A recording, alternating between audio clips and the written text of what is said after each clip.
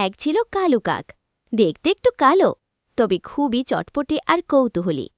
একদিন সে শুনল জঙ্গলের প্রাণীরা একটা বিশেষ গান প্রতিযোগিতা আয়োজন করেছে। সবাই সেখানে নিজের সেরা গান গাইবে, আর বিজয়কে দেওয়া হবে একটা চকচকে সোনার ফল। কাক তো শুনেই রোমাঞ্চিত, কিন্তু সঙ্গে মাথায় এলো একটা চিন্তা। আমি তো কাও কাও করি, গান তো গাই না, তাহলে আমি কিভাবে জিতব? তবুও সে ঠিক করল প্রতিযোগিতায় সে অংশ নেবেই।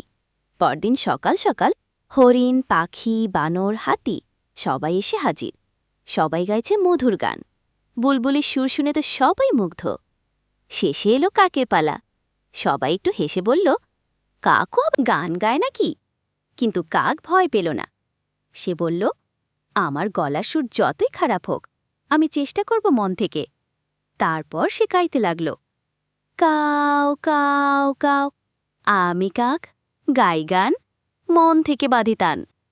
গানটা হয়তো খুব সুন্দর হয়নি, তবে সবার মন ছুঁয়ে গেল কাকের আত্মবিশ্বাস আর সাহস। শেষে বিচারকেরা বললেন, গানের প্রতিযোগিতা মানে শুধু সুর নয়, মন থেকেও গান গাইতে হয়। কাকের সাহস আর আন্তরিকতা এই প্রতিযোগিতায় সেরা গান হয়ে উঠেছে। সবাই হাততালি দিল, আর কাক পেল সেই সোনার ফল। বন্ধুরা, আরও মজার মজার গল্প শুনতে সাবস্ক্রাইব এবং বেশি বেশি কমেন্ট ও শেয়ার করো।